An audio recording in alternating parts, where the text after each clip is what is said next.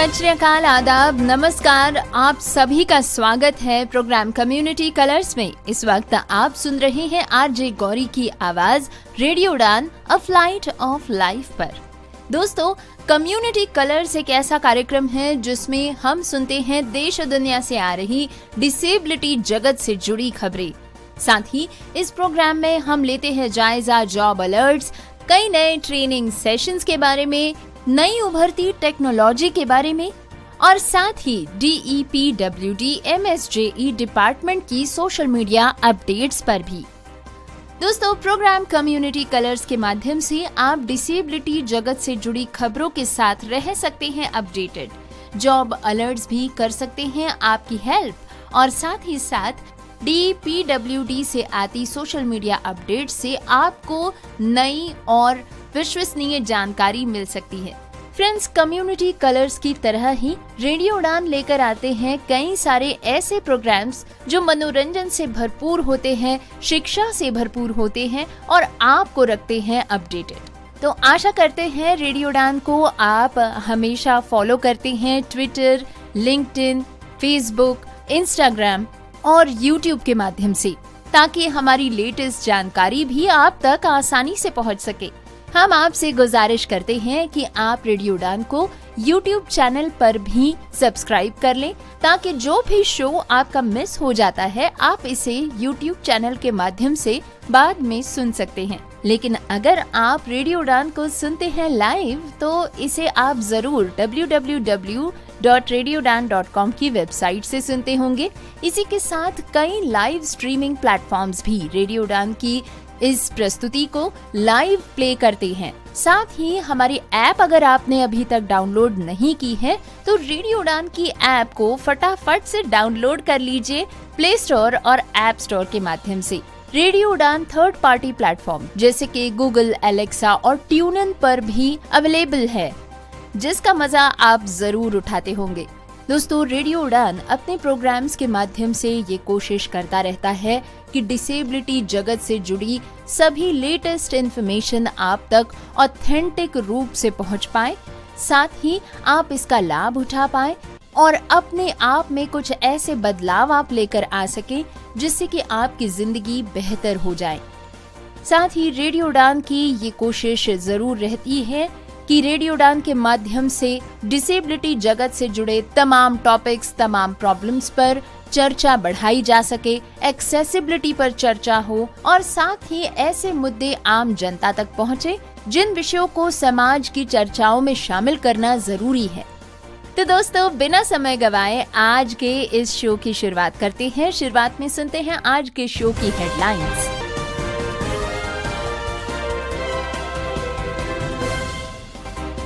Delhi high court ने Swiggy Zepto mobile app पर विकलांग व्यक्तियों के लिए अनुपलब्ध होने का आरोप लगाने वाली याचिका पर नोटिस किया जारी।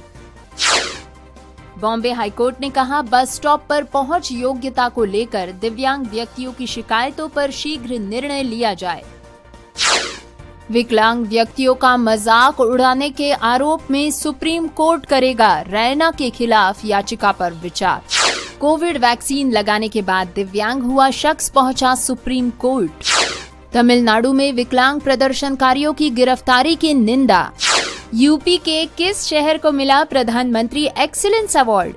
दिव्यांगों के लिए किया ये खास काम। 8 घंटे में बदली 892 दिव्यांगों की किस्मत, बना नया विश्व रिकॉर्ड। हल्द्वानी में दिव्यांग बच्चों के लिए आशा और उम्मीद की किरण बना सेवालय। पेट्रोल की लत से पीड़ित दिव्यांग बालक, उपचार और सहायता को तरस रहा परिवार। टेक न्यूज में सुनेंगे साउथ कोरिया के आयरन मैन रोबोट के बारे में। प्रोग्राम कम्युनिटी कलर्स में अभी आपने सुनी आज के शो की हेडलाइंस। प्रोग्राम में अब समय हो चला है आगे बढ़ने का, तो बिना वक्त गवाए आइए सुनते हैं डिटेल्ड न्यूज बुलेटिन।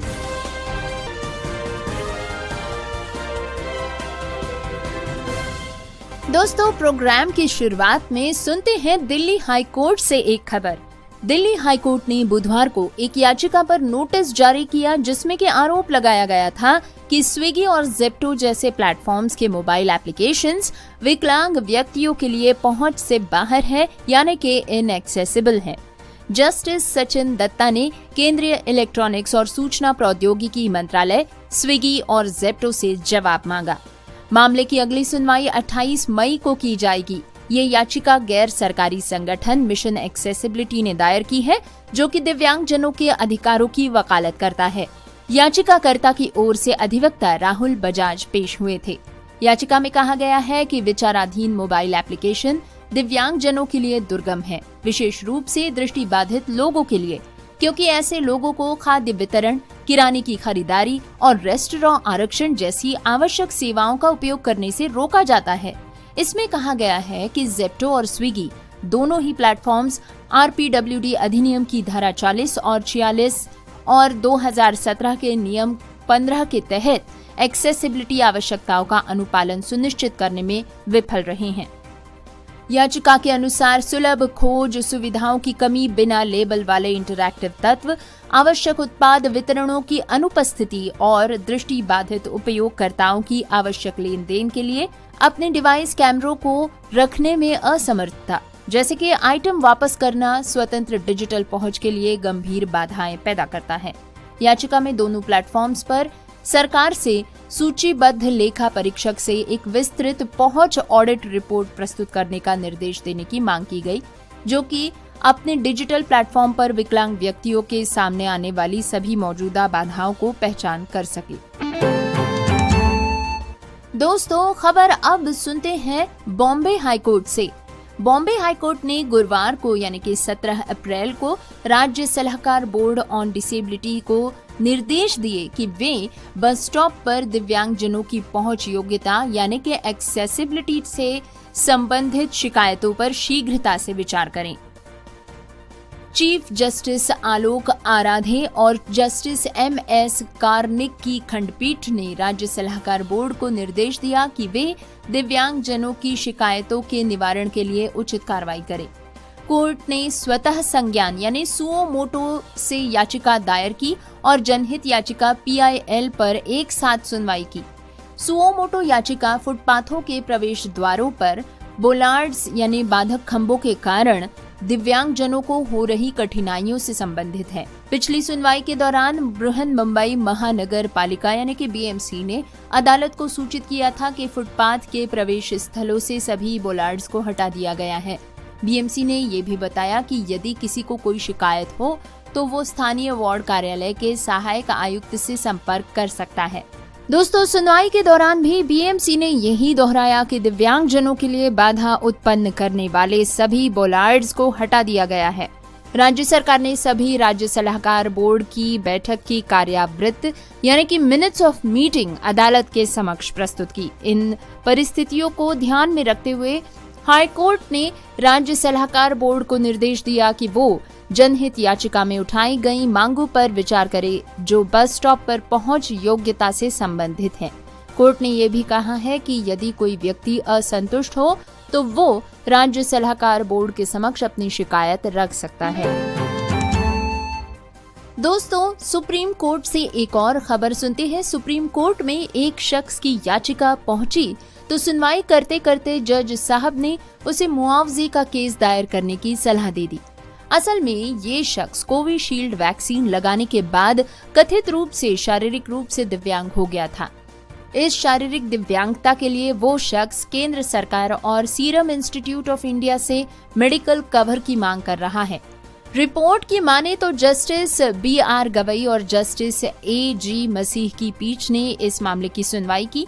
न्यायमूर्ति गवई ने याचिकाकर्ता के वकील को सुझाव दिया कि अदालत में एक रीट याचिका दायर करने में सालों लग सकते हैं, जबकि मुआवजे के लिए मुकदमा दायर करना तेजी से राहत प्रदान कर सकता है। याचिका पर सुनवाई करते हुए जस्टिस गवई ने टिप्पणी की कि इस मामले में रीट याचिका कैसे दायर की जा सकती है। इस पॉइंट पर याचिकाकर्ता के वकील ने बताया कि ऐसी 2 याचिकाएं पहले से ही अदालत में लंबित है, जहां सुप्रीम कोर्ट की बेंच ने नोटिस जारी किया है। उन्होंने आगे बताया कि याचिकाकर्ता को 100% निचले अंगों की विकलांगता हुई है। इस पर न्यायाधीश ने टिप्पणी की कि अदालत याचिकाकर्ता की याचिका को लंबित मामलों के साथ जोड़ सकती है। हालांकि मुआवजे के लिए मुकदमा रीट याचिका की तुलना में याचिकाकर्ता के लिए अधिक लाभकारी होगा, क्योंकि ये तेजी से राहत प्रदान कर सकता है। दोस्तों, अब आजकल काफी चर्चा में आ रही और एक काफी गंभीर खबर की तरफ आपका ध्यान खींचना चाहेंगे। सुप्रीम कोर्ट ने सोमवार को स्टैंड अप कॉमेडियन और यूट्यूब शो होस्ट समय रैना के खिलाफ एक याचिका पर विचार करने की सहमति दी है, जिसमें कि आरोप लगाया गया है कि उन्होंने दृष्टिहीन व्यक्ति और स्पाइनल मस्कुलर एट्रोफी यानी SMA से पीड़ित लोगों सहित विकलांग व्यक्तियों का मजाक उड़ाया है। जस्टिस सूर्यकांत और जस्टिस N कोटेश्वर सिंह की पीठ ने ये टिप्पणी cure SMA foundation of India नामक NGO द्वारा दायर एक इंटरवेंशन एप्लीकेशन पर सुनवाई के दौरान की है। अदालत ने याचिकाकर्ता से कहा है कि वे इस विषय पर एक विधिवत रीट याचिका दाखिल करें। कोर्ट ने कहा कि ये एक गंभीर मुद्दा है, आप रीट याचिका दाखिल करें, हम देखेंगे कि क्या किया जा सकता है। रीट क्षेत्राधिकार में हमारे पास व्यापक दायरा होता है। इंडिया गॉट लेटेंट मामले में समय रैना की मुश्किलें बढ़ गई हैं। दोस्तों, आपको एक बार फिर से बता दें कि दिव्यांग लोगों के संबंध में समय रैना की टिप्पणी पर सुप्रीम कोर्ट ने सख्त रुख अपनाया है। सुप्रीम कोर्ट ने दिव्यांगता और बीमारी पर चुटकुले बनाने को लेकर समय रैना को पक्षकार बनाने को कहा है। सुप्रीम कोर्ट ने समय रैना को रणवीर इलाहाबादिया मामले में पक्षकार बनाने के आदेश दिए हैं। साथ ही आपको बता दें कि कोर्ट ने अब समय रैना की क्लिप को रिकॉर्ड कर लिया है, जिसमें एक अंधे व्यक्ति के साथ ही 2 महीने के शिशु का मजाक उड़ाया गया, जिसे जीवित रहने के लिए 16 करोड़ रुपए के इंजेक्शन की जरूरत होती है। दोस्तों, दरअसल ये आरोप cure MMA foundation of India ने लगाया है। फाउंडेशन ने कोर्ट को बताया कि समय रैना ने एक शो के दौरान 2 महीने के बच्चे के मामले में स्पाइनल मस्कुलर एट्रोफी के इलाज के लिए 16 करोड़ रुपए के इंजेक्शन के विकल्प का मजाक उड़ाया था। समय रैना ने कहा था कि कोई गारंटी नहीं है कि वो बच्चा उस इंजेक्शन के बाद भी बचेगा, मर भी सकता है। उन्होंने आगे कहा था कि अगर बच्चा बच गया और फिर बड़ा होकर बोला कि मैं पोएट बनना चाहता हूँ, तो दोस्तों, सुनवाई कर रहे जस्टिस कांत ने कहा कि ये बहुत ही गंभीर मुद्दा है। हम ये देखकर वास्तव में परेशान हैं। हम चाहते हैं कि आप इन घटनाओं को रिकॉर्ड में लाएं। यदि आपके पास प्रतिलेख के साथ वीडियो क्लिपिंग्स हैं, तो उन्हें लाइए। संबंधित व्यक्तियों को पक्षबद्ध करें। साथ ही ऐसे उपाय भी सुझाएं जो आपके अनुसार तब हम देखेंगे। दोस्तों, आपको ये भी याद दिला दे कि हाल ही में माता पिता को लेकर की गई टिप्पणी के बाद हुए विवाद में भी शो से जुड़े लोगों के खिलाफ केसेस दर्ज किए गए हैं। इस मामले ने काफी तूल पकड़ा था। दोस्तों, खबर सुनते हैं तमिलनाडु से। दिव्यांगों के अधिकारों के लिए राष्ट्रीय मंच NPRD तमिलनाडु पुलिस और सरकार द्वारा 22 अप्रैल 2025 को चेन्नई में शांतिपूर्ण तरीके से इकट्ठा होने की कोशिश कर रहे हजारों विकलांग अधिकार कार्यकर्ताओं के खिलाफ दमनकारी और अलोकतांत्रिक कार्यवाहियों की निंदा करता है। NPRD के तमिलनाडु सहयोगी Tamil Nadu association for the rights of all types of differently abled and caregivers यानी TARADAC द्वारा आयोजित विरोध प्रदर्शन का उद्देश्य आजीविका, रोजगार और सामाजिक सुरक्षा से जुड़ी लंबे समय से चलती आ रही मांगों को उजागर करना था। ऐसी मांगे जो न्याय संगत और जरूरी है। वे पेंशन को बढ़ाकर 6,000 रुपए करने की मांग, मनरेगा के तहत काम के लिए पंजीकरण करने वाले सभी लोगों के लिए नौकरी की मांग, विकलांगों के लिए कम से कम घंटों में छूट के बारे में दिशा निर्देशों को लागू करने की आदि मांगे कर रहे थे। DMK सरकार ने असंवेदनशील तरीके से इस योजना के तहत विकलांग व्यक्तियों के लिए काम के घंटे 4 से बढ़ाकर 8 घंटे कर दिए थे। अत्याचार के एक अपमानजनक प्रदर्शन में TARADAC के कई जिला स्तरीय नेताओं को 21 अप्रैल की रात को नजरबंद कर दिया गया। इसके अलावा लामबंदी को कुचलने के लिए जबरदस्त प्रयास में चेन्नई के रास्ते में लगभग 10,000 विकलांग व्यक्तियों को या तो सार्वजनिक परिवहन में चढ़ने से रोक दिया गया या उन्हें यात्रा के बीच में ही जबरन उतार दिया गया। अकेले चेंगलपट्टू और चेन्नई से सटे हुए विकलांग प्रदर्शनकारियों को लगभग 20 अलग अलग स्थानों पर हिरासत में लिया गया और सीमित रखा गया। कांचीपुरम और तिरुवल्लुर के पड़ोसी जिलों में भी ऐसी हिरासत हुई। इस दमन के बावजूद भी लगभग 8,000 विकलांग व्यक्ति अपनी आवाज सुनाने के लिए साहसपूर्वक चेन्नई पहुंचे थे। चेन्नई में एनपीआरडी के कार्यकारी अध्यक्ष नंबुराजन, उपाध्यक्ष झांसी रानी, कोषाध्यक्ष के.आर. चक्रवर्ती और टैराडैक के अध्यक्ष विल्सन, अन्ना स्क्वायर पुलिस स्टेशन से जुड़े पुलिस द्वारा गिरफ्तार किए गए लोगों में शामिल थे। शांतिपूर्वक विरोध एक संवैधानिक अधिकार होता है। तमिलनाडु सरकार को तुरंत हिरासत में लिए गए सभी लोगों की रिहाई का आदेश देना चाहिए और अपनी दमनकारी रणनीति को बंद करना चाहिए। उसे विकलांग नेताओं के साथ सार्थक बातचीत करनी चाहिए, जिसका उद्देश्य उन मुद्दों को हल करना है जिन्हें वे उजागर करना चाहते हैं। दोस्तों, न्यूज बुलेटिन इसी तरह जारी रहेगा, लेकिन एक छोटे से ब्रेक के बाद।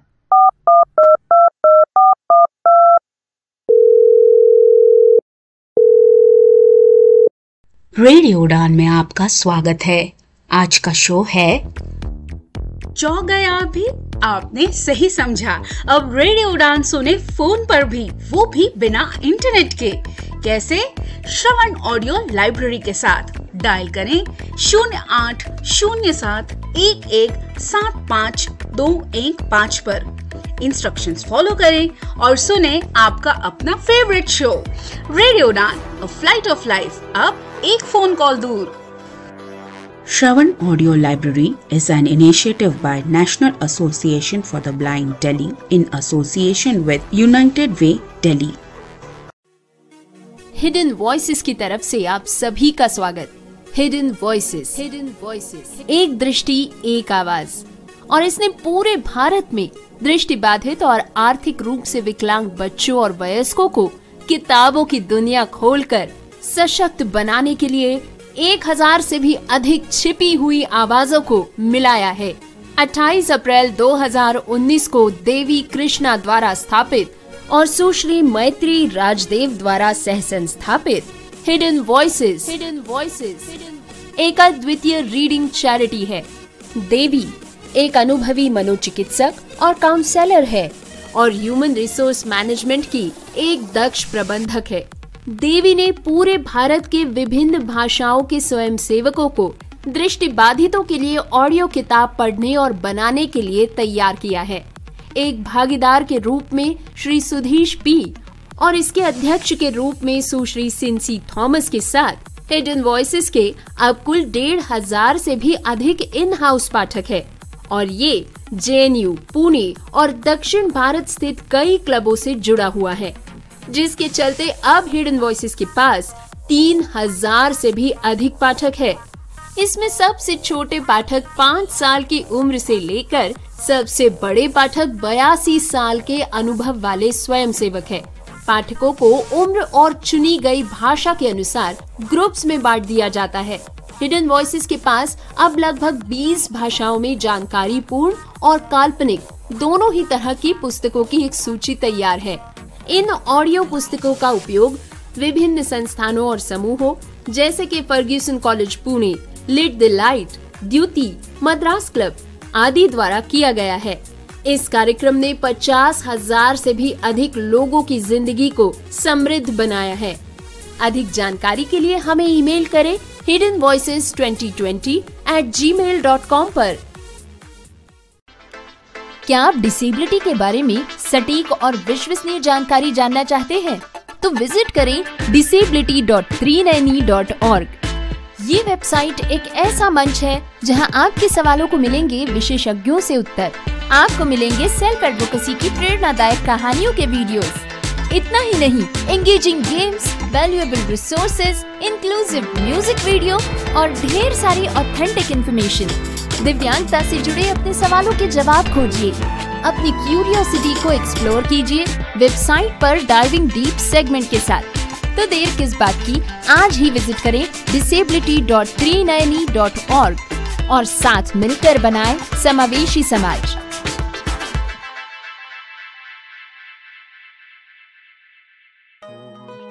वैसे तो आपको हर चीज में प्रोटेक्शन चाहिए। धूप में निकलने से पहले सनस्क्रीन के साथ रेडी रहते हो, क्रिकेट खेलने से पहले नी पैड्स लगाते हो और सोने से पहले मच्छरदानी लगाकर सोते हो। तो बात जब हाथों के जर्म्स की हो तभी प्रोटेक्शन गायब क्यों? इसीलिए सेवलॉन स्वस्थ इंडिया कहता है, अगर जर्म्स और बीमारियों से रखनी हो दूरी, खाने से पहले हैंड वॉश जरूरी। ब्रेक के बाद आप सभी का स्वागत है। न्यूज बुलेटिन जारी है, बढ़ते हैं अगली खबर की ओर। दोस्तों, खबर सुनते हैं यूपी के जनपद मुरादाबाद से। यूपी के जनपद मुरादाबाद ने राष्ट्रीय स्तर पर नई पहचान बनाई है। पीतल की चमक के लिए दुनिया भर में मशहूर उत्तर प्रदेश का मुरादाबाद जनपद एक बार फिर चर्चा में है। कारण है दिव्यांगजनों के लिए बनाई गई उत्तर प्रदेश की पहली सुगम्य पुस्तकालय, जिसे के नवाचार श्रेणी में प्रधानमंत्री एक्सीलेंस अवार्ड से सम्मानित किया गया है। ये सम्मान प्रधानमंत्री नरेंद्र मोदी ने दिल्ली स्थित विधान भवन में आयोजित राष्ट्रीय सिविल सेवा दिवस समारोह के दौरान मुरादाबाद के जिलाधिकारी अनुज सिंह को दिया। अवार्ड मिलने के बाद जिलाधिकारी मुरादाबाद लौटे और मीडिया से बातचीत की। ये पुस्तकालय दिव्यांगों के लिए कई मायनों में विशेष है। यहाँ पर ब्रेल लिपि में पढ़ने के सारे संसाधन मौजूद हैं। इसके अलावा स्पीच थेरेपी और फिजियोथेरेपी जैसी सुविधाएं भी दी जा रही हैं। विशेष रूप से दिव्यांग बच्चों के लिए थेरेपी विशेषज्ञों की तैनाती की गई है, जिससे कि उन्हें बेहतर सहयोग मिल सके। इसे उनकी जरूरतों को ध्यान में रखकर तैयार किया गया है, ताकि वे इसका फायदा उठा सके और उन्हें किसी भी प्रकार की समस्या न हो। दोस्तों, लोक सेवा दिवस के अवसर पर प्रधानमंत्री नरेंद्र मोदी ने मुरादाबाद के जिलाधिकारी अनुज सिंह को प्रधानमंत्री एक्सीलेंसी अवार्ड से सम्मानित किया। दोस्तों, खबर सुनते हैं महाराष्ट्र से। महाराष्ट्र के मुख्यमंत्री देवेंद्र फडणवीस और गिनेस वर्ल्ड रिकॉर्ड्स के अधिकारी स्वप्निल डांगरेकर ने भारत विकास परिषद विकलांग पुनर्वास केंद्र पुणे और ढोले पाटिल एजुकेशन सोसाइटी पुणे को 8 घंटे में 892 दिव्यांगों को कृत्रिम अंग लगाने का अनोखा रिकॉर्ड बनाने के लिए सम्मानित किया। महाराष्ट्र के मुख्यमंत्री देवेंद्र फडणवीस ने इस मौके पर कहा कि पश्चिमी संस्कृति कहती है कि केवल शक्तिशाली ही जीवित रहेगा, लेकिन भारतीय संस्कृति मानती है कि हर जन्म लेने वाले को जीने का अधिकार है। इस अधिकार को सुनिश्चित करना समाज की जिम्मेदारी है। सीएम फडणवीस ने पुणे के लॉ कॉलेज रोड स्थित भांडारकर इंस्टीट्यूट में रविवार को आयोजित विशेष कार्यक्रम में बात की, जहां पर भारत विकास परिषद विकलांग पुनर्वसन केंद्र और ढोले पाटिल एजुकेशन सोसाइटी की ओर से दिव्यांगों को कृत्रिम अंग वितरित किए जा रहे थे। इस अवसर पर गिनीज वर्ल्ड रिकॉर्ड का प्रमाण पत्र भी प्रदान किया गया। दोस्तों, आपको बता दें कि इस ऐतिहासिक पहल के तहत सिर्फ 8 घंटे में 892 दिव्यांगों को उन्नत कृत्रिम अंग यानी कि प्रोस्थेटिक हाथ और पैर लगाए गए, जिससे कि आयोजन विश्व रिकॉर्ड में दर्ज हो गया। गिनीज वर्ल्ड रिकॉर्ड के प्रतिनिधि स्वप्निल डांगरेकर ने ये प्रमाण पत्र मुख्यमंत्री फडणवीस की उपस्थिति में सौंपा। दोस्तों, खबर उत्तराखंड नैनीताल के हल्द्वानी से। हल्द्वानी के फतेहपुर में सरकार से पंजीकृत जय शारदा स्वयं सहायता समूह के माध्यम से संचालित केंद्र सेवालय एक असामान्य सपना साकार कर रहा है। ऐसा सपना जिसमें दिव्यांग बच्चे सिर्फ सहानुभूति नहीं बल्कि अधिकार और सम्मान के साथ जीना सीख रहे हैं। ये केंद्र शारीरिक रूप से अक्षम बच्चों के लिए गतिविधियों का ऐसा मंच बन चुका है, जहां वो न केवल शारीरिक और मानसिक रूप से मजबूत बने रहते हैं बल्कि समाज की मुख्यधारा में आत्मविश्वास से जुड़ भी पा रहे हैं।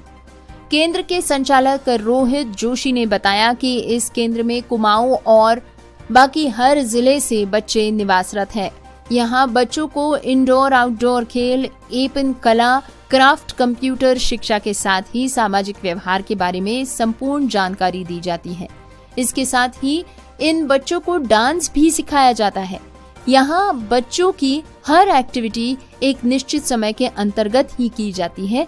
ये केंद्र आज सिर्फ एक प्रशिक्षण केंद्र नहीं है, बल्कि दिव्यांग बच्चों के सपनों को पहली सीढ़ी दे रहा है, जहाँ इन बच्चों को सम्मान, स्वतंत्रता और स्वाभिमान मिल सके।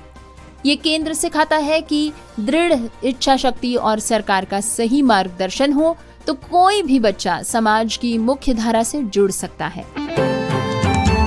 दोस्तों, अब सुनते हैं एक अजीबोगरीब खबर है अलवर से। मालाखेड़ा उपखंड क्षेत्र की दादर ग्राम पंचायत में रह रहे एक गरीब मजदूर परिवार का दिव्यांग बालक तस्लीम इन दिनों पेट्रोल की लत से जूझ रहा है। सुनने और बोलने में अक्षम ये बालक अब इतनी गंभीर लत का शिकार हो चुका है कि बिना पेट्रोल की गंध के ठीक से सांस भी नहीं ले सकता। करीब 5 साल से रामगढ़ के चिड़वाई सिरमौर गांव से आकर दादर में बसे अख्तर खान का परिवार जमीन और मकान के बिना रिश्तेदारों द्वारा खड़ी की गई एक झोपड़ी में गुजर बसर कर रहा है।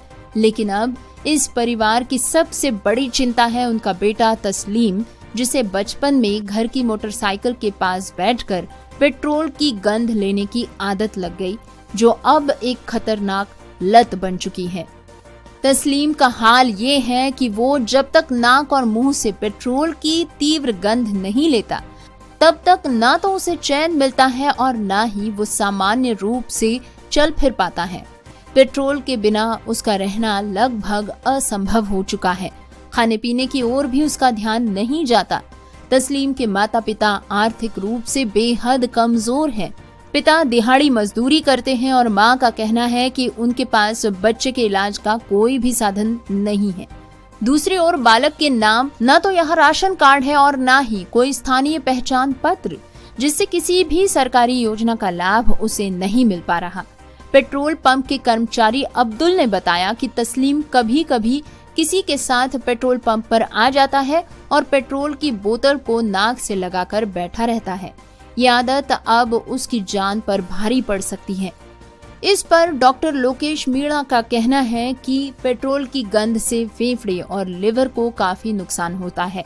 तस्लीम के उपचार की आवश्यकता है और यदि परिवार अस्पताल में संपर्क करता है तो विभाग हर संभव सहयोग प्रदान करेगा। इस पूरे मामले में न केवल बालक की पीड़ा को उजागर किया गया है, बल्कि पंचायत और राजस्व विभाग की कार्य प्रणाली पर भी सवाल खड़े होते हैं। 5 वर्षों से रह रहे परिवार का अभी तक राशन कार्ड नहीं बना है और सरकारी सहायता से वंचित रहकर एक बड़ी लापरवाही को यहाँ पर उजागर किया जा रहा है। और अब ये जरूरी है कि प्रशासन इस मामले का संज्ञान लेकर तस्लीम के इलाज और परिवार की मदद के लिए त्वरित कदम उठाए। दोस्तों, बारी है टेक न्यूज की। दोस्तों, साउथ कोरिया ने आयरन मैन रोबोट, जिसे पहनकर बदली जा सकती है दिव्यांग लोगों की जिंदगी, एक वेयरेबल रोबोट बनाया है। आजकल टेक्नोलॉजी दिन प्रतिदिन काफी आधुनिक आइटम्स डेवलप करती जा रही है, जो कि दुनिया भर के लोगों के लिए सहूलियत प्रदान करते हैं। साउथ कोरिया के रिसर्चर्स ने एक ऐसी ही मॉडर्न टेक्नोलॉजी डेवलप की है जो कि दिव्यांग लोगों के लिए किसी वरदान से कम नहीं है। दरअसल साउथ कोरिया में मौजूद Korea advanced institute of science and technology KAIST के रिसर्चर्स ने पूरी तरह से लकवाग्रस्त लोगों के लिए एक नया पहनने योग्य यानी वेयरेबल रोबोट डेवलप किया है, जिसका नाम है walk-on suit F1। Wheel chairs पर अपना जीवन जीने वाले दिव्यांग लोग या तो पूरी तरह से लकवाग्रस्त लोग भी इस वेयरेबल रोबोट को पहनकर बिना किसी सहारे चल सकते हैं और यहाँ तक कि सीढ़ियों पर भी चढ़ सकते हैं। इसकी खास बात है कि ये रोबोट दिव्यांग लोगों के पास खुद चल कर आता है, ताकि लोग किसी की मदद लिए बिना व्हील चेयर पर बैठे बैठे खुद इसे पहन सके। दोस्तों, आप सभी का फिर से एक बार तहे दिल से और बहुत ही खुशी के साथ स्वागत है प्रोग्राम कम्युनिटी कलर्स के इस सेक्शन में, जिसका नाम है DEPWD MSJE social media update section. जैसा कि आप सभी जानते हैं कि इस सेक्शन में हम सुनते हैं department of empowerment of persons with disabilities यानी दिव्यांग जन सशक्तिकरण विभाग से आ रही सोशल मीडिया अपडेट्स के बारे में। दोस्तों, इन अपडेट्स के माध्यम से डिपार्टमेंट लगातार कोशिश करते हैं कि ऐसी जानकारी आप तक जरूर पहुंच पाए जिसका आप लाभ उठा सके। ये पोस्ट ज्यादातर एक्टिविटीज, प्लेटफॉर्म्स, अधिकार अधिनियम के क्रियान्वयन और छात्रवृत्तियों के बारे में होती है जिसका के सीधा लाभ उठाया जा सकता है। तो दोस्तों, शुरुआत करते हैं आज की पहली पोस्ट पढ़ के। इस पोस्ट के माध्यम से डिपार्टमेंट बड़े ही गर्व से साझा करते हैं पैरा स्विमर रीमो साहा की नई उपलब्धि के बारे में, जो कि बने हैं first Indian and first para Indian swimmer to complete both Robben Island to Blouberg solo swim and the Blouberg to Robben Island two way swim. इस उपलब्धि को वे अपने दादी को समर्पित करते हैं जिनका निधन हो चुका है, और ये दूसरों के समर्थन और विश्वास को स्वीकार करते हैं। दोस्तों, रीमो साहा व्यक्तिगत सर्वश्रेष्ठ उपलब्धि हासिल करने और इन तैराकी को पूरा करने वाले पहले भारतीय और पहले पैरा इंडियन तैराक बनकर इतिहास रचने से रोमांचित महसूस करते हैं। इस उपलब्धि को अब आधिकारिक तौर पर राष्ट्रीय रिकॉर्ड के रूप में मान्यता दी जा चुकी है, जिसके लिए डिपार्टमेंट ये पोस्ट साझा करते हैं और इसके महत्व को दर्शाते हैं। तैराक रीमो इस पर जोर देते हैं कि ये उपलब्धि आत्म प्रेरणा और आत्मसम्मान से प्रेरित थी। सभी लोगों के प्रति हार्दिक आभार व्यक्त करते हुए वे उनका समर्थन स्वीकार करते हैं। दोस्तों, डिपार्टमेंट बड़े ही गर्व से इस पोस्ट के साथ रीमो की तिरंगे के साथ एक तस्वीर साझा करते हैं। साथ ही उनकी तैराकी का एक वीडियो भी इस पोस्ट के साथ साझा किया गया है। अपनी अगली पोस्ट के माध्यम से डिपार्टमेंट बताते हैं कि स्वामी विवेकानंद राष्ट्रीय पुनर्वास प्रशिक्षण एवं अनुसंधान संस्थान यानी कि Swami Vivekananda national institute of rehabilitation training and research SVNIRTAR अब एक गति संबंधी विकलांगता वाले व्यक्तियों के लिए आशा और सशक्तिकरण की किरण है। प्रारंभिक हस्तक्षेप से लेकर व्यावसायिक प्रशिक्षण और विशेष सर्जरी तक SVNIRTAR हर दिन जीवन बदल रहा है। दोस्तों, इसी के साथ एक ग्राफिक के माध्यम से अधिक जानकारी साझा करते हुए डिपार्टमेंट लिखते हैं, Swami Vivekananda national institute of rehabilitation training and research centre SVNIRTAR Cuttack, Odisha. Facilities and services: physical medicine and rehabilitation services, prosthetics and orthotics, physiotherapy, occupational therapy, speech and hearing, vocational counseling services, a cross disability early intervention center and evaluation services, clinical psychology, visual impairment unit, blood disorder unit, 200-bed hospital, a cerebral palsy clinic, 2 well-equipped operation theaters, skill training programs for persons with disabilities, therapeutic and sensory park, hydrotherapy, open gym, podiatric lab, 3D lab, CAD CAM, Myo lab, cosmetics lab। और इसके माध्यम से अधिक जानकारी भी ले सकते हैं। बढ़े चलते हैं अगली पोस्ट की तरफ, जिसके माध्यम से दिव्यांगजन सशक्तिकरण विभाग लिखते हैं, दिव्यांगजन सशक्तिकरण विभाग ने दिव्यांगजनों के लिए पहुंच डेटा संचालित सेवाओं और समावेशन को बढ़ाने के लिए यानी कि enhancing access and data driven services for inclusion of persons with disabilities के लिए एक API को एकीकृत करने वाले सहयोगी मंच के रूप में द एबिलिटी नेटवर्क TAN की स्थापना के लिए टेक महिंद्रा फाउंडेशन के साथ एक MOU पर हस्ताक्षर किए हैं। #MOU पर टेक महिंद्रा फाउंडेशन के CEO श्री चेतन कपूर और DPWD की DDG सुश्री ऋचा शंकर ने हस्ताक्षर किए। कार्यक्रम की एक तस्वीर भी डिपार्टमेंट ने इस समय साझा की है, जिसमें मान्यवर गणों को देखा जा सकता है। अपनी अगली पोस्ट में दिव्यांगजन सशक्तिकरण विभाग लिखते हैं, भारत सरकार दिव्यांगों के समग्र विकास के लिए प्रतिबद्ध है। दिव्यांगों को सशक्त और आत्मनिर्भर बनाने के उद्देश्य से वर्ष 2016 में दिव्यांग अधिकार अधिनियम लागू किया गया था। यह अधिनियम न केवल दिव्यांगों के अधिकारों की रक्षा करता है, बल्कि उन्हें समाज में सम्मानजनक जीवन जीने का अवसर भी प्रदान करता है। #सशक्त दिव्यांगजन समर्थ भारत। दोस्तों, इसी के साथ डिपार्टमेंट ने एक हिंदी ग्राफिक साझा किया है, जिस पर लिखा गया है सशक्त दिव्यांग समर्थ भारत दिव्यांग जन अधिकार अधिनियम 2016। दिसंबर 2016 दिव्यांग जन अधिकार अधिनियम बना। अप्रैल 2017 अधिनियम लागू हुआ। दिव्यांगता श्रेणियां 7 से बढ़ाकर 21 कर दी गईं। सरकारी नौकरियों में आरक्षण 3% से बढ़ाकर 4% बना दिया गया। सरकारी और सरकारी सहायता प्राप्त उच्च शिक्षण संस्थानों में दिव्यांग छात्र छात्राओं के लिए सीटों का आरक्षण 3% से बढ़ाकर 5% कर दिया गया। इसके बाद अपनी अगली पोस्ट में दिव्यांगजन सशक्तिकरण विभाग लिखते हैं सुगम्य पुस्तकालय के बारे में, जहां पर हर पन्ना आपकी पहुंच में है। कहानियों और ज्ञान की दुनिया सभी के लिए सुलभ, डिजाइन द्वारा समावेशी। सुगम्य पुस्तकालय.org.in पर पढ़ें। याद रहे SUGAMYAPUSTAKALAYA.org.in पर पढ़ें, खोजें और सशक्त बने। इसके साथ ग्राफिक भी साझा किया गया है, जिस पर लिखा गया है सुगम्य पुस्तकालय, a digital library designed for the visually impaired and other persons with disabilities, an excellent platform for authors and publishers, provides accessible books in multiple languages. Users can enjoy a personalized reading shelf and download books in various formats. दोस्तों, अपनी अगली post में दिव्यांगजन सशक्तिकरण विभाग याद दिलाते हैं क्रॉस डिसेबिलिटी अर्ली इंटरवेंशन केंद्र के बारे में।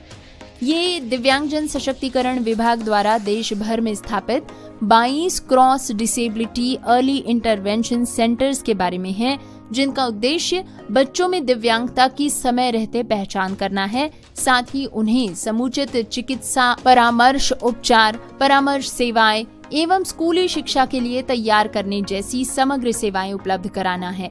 इससे जुड़े ग्राफिक के माध्यम से डिपार्टमेंट लिखते हैं क्रॉस डिसेबिलिटी अर्ली इंटरवेंशन केंद्र 0 से 6 साल तक के बच्चों के दिव्यांगता की शीघ्र पहचान कर चिकित्सीय परामर्श व उपचार प्रदान करने वाला एक केंद्र। उपचारात्मक सेवाओं में है speech therapy, occupational therapy, physiotherapy. परामर्श सेवाओं में है अभिभावक परामर्श और सहकर्मी परामर्श। स्कूल की तैयारी में है संवाद और भाषा विकास, शारीरिक विकास, व्यक्तिगत, सामाजिक और भावनात्मक विकास। देश भर में 22 क्रॉस डिसेबिलिटी अर्ली इंटरवेंशन केंद्र CDEIC मौजूद है। अपनी अगली पोस्ट में दिव्यांगजन सशक्तिकरण विभाग लिखते हैं समाज की मुख्य धारा में दिव्यांगजनों की भागीदारी को सुनिश्चित करने हेतु निरंतर सराहनीय प्रयास किए जा रहे हैं। विभाग द्वारा चलाई जा रही एडिप छात्रवृत्ति योजना और विशिष्ट दिव्यांगता पहचान पत्र दिव्यांगजनों को सशक्तिकरण और आत्मनिर्भरता की दिशा में महत्वपूर्ण रूप से अग्रसर कर सकते हैं। ग्राफिक के माध्यम से लिखा गया है सशक्त दिव्यांग समर्थ भारत। एडिप योजना के तहत 31.16 लाख लाभार्थियों को सहायक यंत्र और उपकरण प्रदान किए गए। छात्रवृत्ति योजना के तहत 921.84 करोड़ रुपए की लागत से 2.80 लाख दिव्यांग छात्रों को छात्रवृत्ति प्रदान की गई। अब तक देश भर में 1.20 करोड़ दिव्यांगजनों को विशिष्ट दिव्यांगता पहचान पत्र यानी कि UDID कार्ड्स भी जारी किए जा चुके हैं। तो दोस्तों, ये सेक्शन आज यहीं तक। आशा करते हैं इससे आपको ऐसी जानकारी जरूर मिली होगी जिससे आपके ज्ञान में वृद्धि हुई हो और आप इस जानकारी का लाभ उठा सके या फिर इस जानकारी को ऐसे व्यक्ति तक जरूर पहुंचा सकेंगे जो इसका सीधा लाभ उठा सकते हैं। डिपार्टमेंट की, रेडियो उड़ान की हर बार ये कोशिश रहती है कि इस जानकारी से ज्यादा लोगों तक ये जानकारी पहुंचे और इसका लाभ वे उठा सके। दोस्तों, आपको प्रोग्राम कम्युनिटी कलर्स और DEPWD MSJE social media update section कैसा लगता है हमें जरूर लिख भेजिए। आप आपकी कमेंट्स YouTube के माध्यम से भी हमारे वीडियो के नीचे लिख सकते हैं, जिससे कि आपके शब्द सीधे हम तक पहुंचे। आपकी प्यार भरी सराहना, आपके सुझाव, आपकी सूचनाएं हमारे लिए प्रेरणादायक साबित होती हैं। तो आशा करते हैं आपसे जुड़े रहेंगे इसी तरह प्यार भरे इस कनेक्शन के साथ। फिर से एक बार नमस्कार, आज के लिए बस इतना ही, लेकिन जाते जाते एक बार फिर से सुनते हैं आज के शो की हेडलाइंस।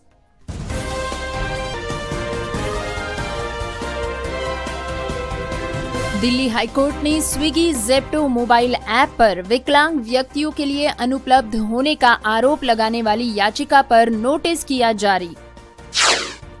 बॉम्बे हाईकोर्ट ने कहा, बस स्टॉप पर पहुंच योग्यता को लेकर दिव्यांग व्यक्तियों की शिकायतों पर शीघ्र निर्णय लिया जाए। विकलांग व्यक्तियों का मजाक उड़ाने के आरोप में सुप्रीम कोर्ट करेगा रैना के खिलाफ याचिका पर विचार। कोविड वैक्सीन लगाने के बाद दिव्यांग हुआ शख्स पहुंचा सुप्रीम कोर्ट। तमिलनाडु में विकलांग प्रदर्शनकारियों की गिरफ्तारी की निंदा। यूपी के किस शहर को मिला प्रधानमंत्री एक्सीलेंस अवार्ड? दिव्यांगों के लिए किया ये खास काम। 8 घंटे में बदली 892 दिव्यांगों की किस्मत, बना नया विश्व रिकॉर्ड। हल्द्वानी में दिव्यांग बच्चों के लिए आशा और उम्मीद की किरण बना सेवालय। पेट्रोल की लत से पीड़ित दिव्यांग बालक, उपचार और सहायता को तरस रहा परिवार। टेक न्यूज में